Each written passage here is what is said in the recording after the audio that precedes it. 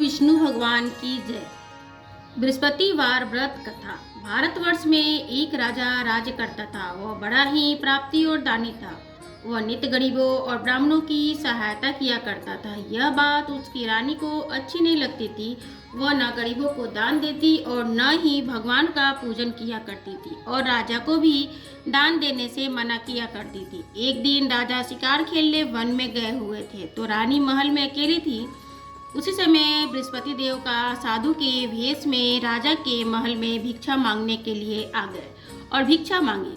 तब रानी ने भिक्षा देने से इनकार कर दिया और कहा कि हे साधु महाराज, मैं तो दान पुण्य से तंग आ गई हूँ। मेरा पति सारा धन लुटाता रहता है। मेरी इच्छा है कि हमारा सारा धन नष्ट हो जाए, फिर न रहेगा बांस और न बजेगी बांसुरी। साधु ने कहा, हे देवी, तुम तो बड़ी विचित्र हो, अजीब हो। धन संतान तो सभी चाहते हैं, और पुत्र और लक्ष्मी तो पापी के घर भी होने चाहिए। यदि तुम्हारे पास अधिक धन है तो भूखे को भोजन दो, प्यासों को प्याऊ बनाओ, मुसाफिरों के लिए धर्मशाला खुलवाओ। जो निर्धन अपनी कुंवारी कन्याओं का विवाह नहीं कर सकते, उनका विवाह करा दो। ऐसे और कई काम हैं जिनके करने से तुम्हारा यश लोक परलोक में फैलेगा। परंतु रानी पर उपदेश का कोई प्रभाव न पड़ा और वो बोली, महाराज, आप मुझे कुछ न समझाए। मैं ऐसा धन नहीं चाहती जो हर जगह बांटती फिरूं। साधु ने उत्तर दिया, यदि तुम्हारी ऐसी इच्छा है तो तथास्तु, तुम ऐसा ही करना। बृहस्पतिवार को घर को लीप कर मिट्टी से अपने सिर के बालों को धोकर स्नान करना, भट्टी चढ़ाकर कपड़े धोना। ऐसा करने से आपका सारा धन नष्ट हो जाएगा। इतना कहकर वो साधु महाराज वहां से आलोप हो गए। जैसे वो साधु कह कर गया था, रानी ने वैसा ही किया। 6 बृहस्पतिवार ही बीते थे कि उसका समस्त धन नष्ट हो गया और भोजन के लिए दोनों ही तरसने लगे, संसारिक भोगों से दुखी रहने लगे। तब वो राजा रानी से कहने लगा कि यहाँ तुम रहो, मैं दूसरे देश को जाऊं, क्योंकि यहाँ पर मुझे सभी मनुष्य जानते हैं, इसलिए कोई कार्य भी नहीं कर सकता। देश चोरी परदेश भीख बराबर होती है। ऐसा कहकर राजा परदेश चला गया और वहाँ जंगल को जाता और लकड़ी काट कर लाता, शहर में बेचता। इस तरह से व्यतीत करने लगा। एक दिन दुखी होकर जंगल में एक पेड़ के नीचे आसन जमा कर बैठ गया और वो अपनी दशा को याद करके व्याकुल होने लगा। बृहस्पतिवार का दिन था। एकाएक उसके सामने उसने देखा कि निर्जन वन में एक साधु प्रकट हुए हैं। वो साधु भेष में स्वयं बृहस्पति देवता थे। लकहारे के सामने आकर बोले, हे लकहारे, इस सुनसान जंगल में तू इस चिंता मग्न में क्यों बैठा है? लकहारे ने दोनों हाथ जोड़कर प्रणाम किया और कहा, महात्मा जी, आप सब कुछ जानते हैं, मैं क्या कहूँ? ये कहकर रोने लगा और साधु को आत्मकथा सुनाई। महात्मा जी ने कहा कि तुम्हारी स्त्री ने बृहस्पति देव के वार के दिन भगवान विष्णु का निरादर किया है, जिसके कारण से रुष्ट हो गए हैं। तुम्हारी ये दशा कर दी है। अब तुम चिंता मत करो। सारी चिंता को दूर करके मेरे कहे अनुसार पर चलो तो तुम्हारे सारे कष्ट दूर हो जाएंगे। भगवान पहले से भी अधिक धन संपत्ति देंगे। तुम बृहस्पतिवार के दिन कथा किया करो। 2 पैसे के चने मुनक्का मंगवा कर उसका प्रसाद बनाओ और शुद्ध जल से लोटे में शक्कर मिलाकर अमृत तैयार करो तथा कथा के पश्चाताप अपने सारे परिवार और सुनने वाले प्रेमियों में अमृत और प्रसाद बांटकर आप भी ग्रहण किया करो। ऐसा करने से भगवान तुम्हारी सभी मनोकामनाएं पूर्ण करेंगे। साधु के ऐसे वचन सुनकर लकहारा बोला, हे प्रभु, मुझे लकड़ी बेचकर इतना पैसा नहीं मिलता जिससे भोजन करने के उपरांत कुछ बचा सकूं। मैंने रात्रि में अपनी पत्नी को व्याकुल देखा है। मेरे पास कुछ भी नहीं है जिससे मैं उसकी खबर मांग सकूं। हे लकहारे, तुम किसी बात की चिंता मत करो। बृहस्पति के दिन तुम रोजाना की तरह लकड़ियां लेकर शहर को जाओ। तुमको रोज से दुगुना धन प्राप्त होगा, जिससे तुम भली भांति भोजन कर लोगे तथा बृहस्पति देव के पूजा का सामान भी आ जाएगा। इतना कहकर साधु महात्मा वहां से अंतर्ध्यान हो गए और धीरे धीरे समय व्यतीत होने लगा। फिर वही बृहस्पतिवार का दिन आया। लकहारा जंगल में लकड़ी काट कर किसी भी शहर में बेचने के लिए गया। उसे उस दिन दुगुना धन प्राप्त हुआ। राजा ने चना गुड़ आदि लाकर गुरुवार का व्रत किया। उस दिन से उसके सभी कलेश दूर हो गए। परंतु जब दोबारा गुरुवार का दिन आया तो बृहस्पतिवार का व्रत करना भूल गया, जिस कारण बृहस्पति भगवान नाराज हो गए। उस दिन से उस नगर के राजा ने विशाल यज्ञ का आयोजन किया था तथा शहर में यह घोषणा करवा दी कि कोई भी मनुष्य अपने घर में भोजन न बनावे, न आग जलावे। समस्त जनता हमारे यहाँ भोजन करने के लिए आवे। इस आज्ञा को जो न मानेगा उसे फांसी की सजा दी जाएगी। इस तरीके की घोषणा संपूर्ण नगर में करवा दी गई। राजा की आज्ञा अनुसार शहर के सभी लोग भोजन करने के लिए गए, लेकिन लकहारा कुछ देर बाद पहुंचा तो राजा उसको अपने साथ घर लिवा लेकर चले गए और ले जाकर भोजन करा रहे थे। तभी रानी की दृष्टि उस खूंटी पर पड़ी जिस पर उसका हार लटका हुआ था। वहां पर हार न दिखाई दिया तो उन्होंने निश्चय किया कि मेरा हार इस मनुष्य ने चुरा लिया है। उसी समय पुलिस को बुलाकर उसको जेल खाने में डलवा दिया।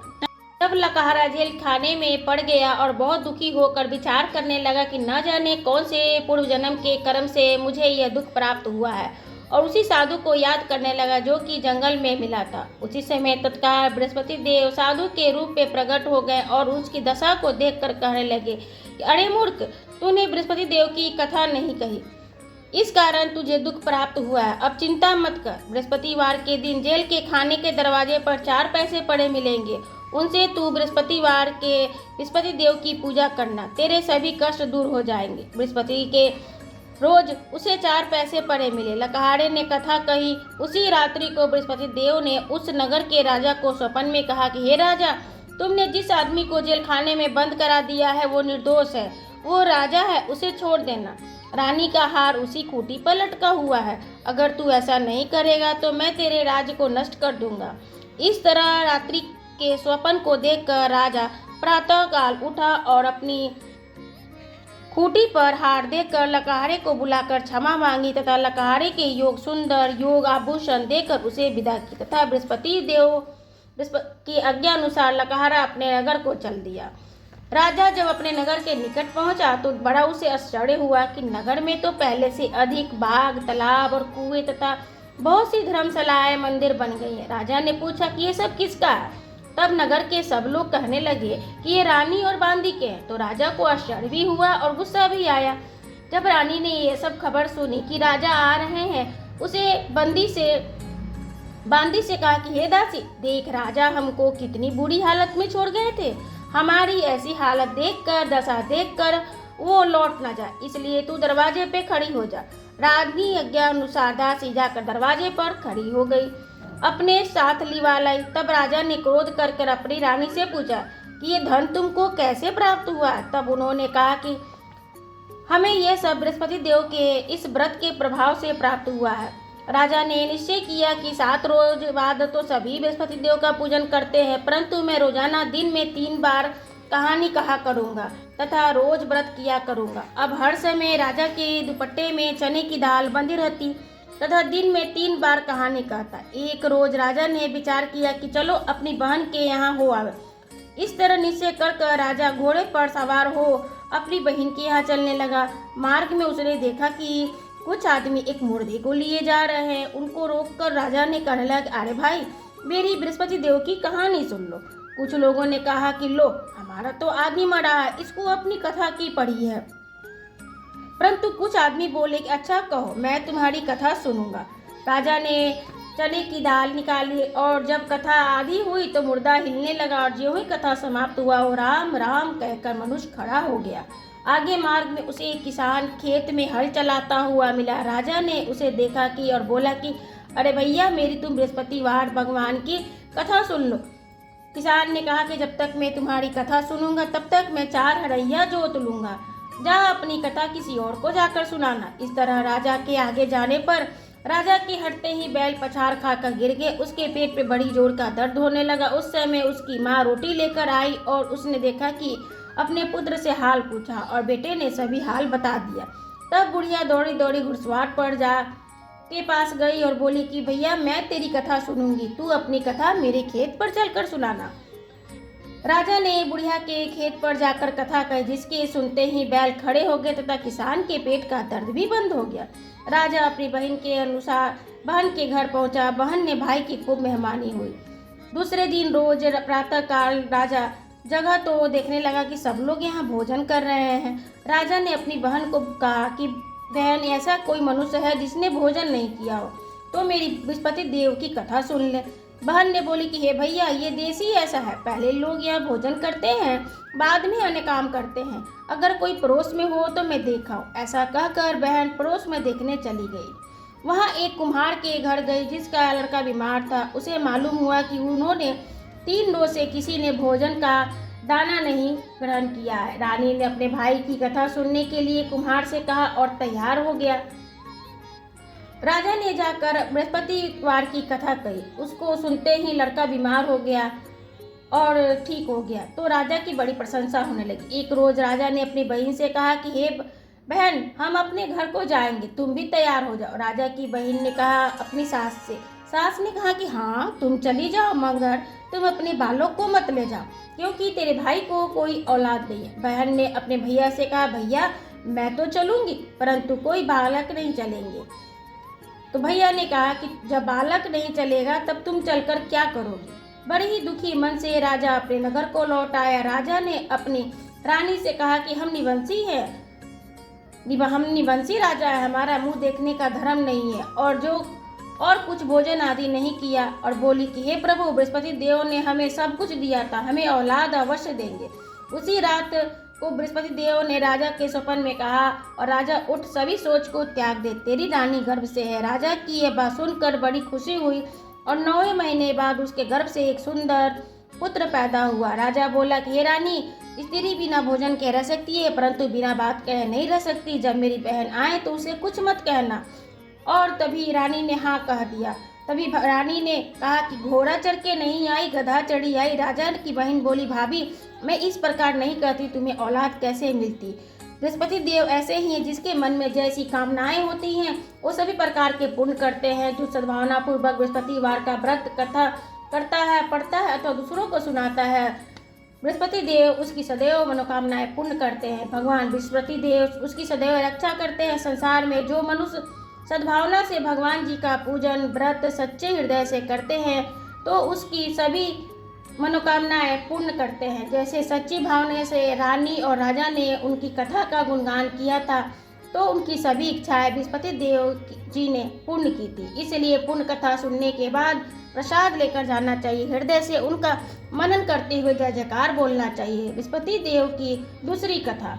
प्राचीन काल में एक ब्राह्मण था, वो बहुत ही निर्बल था। उसके कोई संतान नहीं थी। उसकी स्त्री बहुत ही मलिनता के साथ रहती थी। वो स्नान न करती और किसी देवी देवता का पूजन न करती। इससे ब्राह्मण देवता बड़े ही दुखी थे। बेचारे बहुत कुछ कहते थे, किंतु उसका कुछ परिणाम न निकला।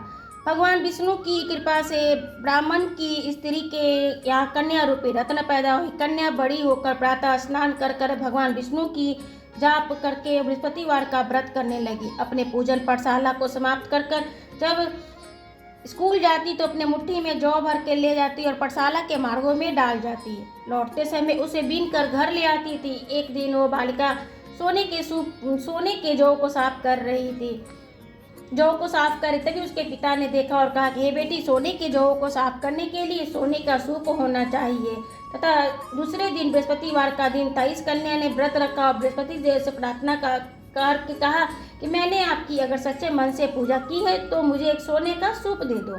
बृहस्पति देव ने उसकी प्रार्थना स्वीकार कर ली। रोजाना की तरह वो कन्या जौ फैलाती हुई जाने लगी और जब लौट कर जौ बीन रही थी तो बृहस्पति देव की कृपा से उसे सोने का सूप मिल गया और उसमें जौ साफ करने लगी। परंतु उसकी माँ का वही ढंग रहा। एक दिन की बात है कि वो कन्या सोने के सूप में सोने के जौ को साफ कर रही थी।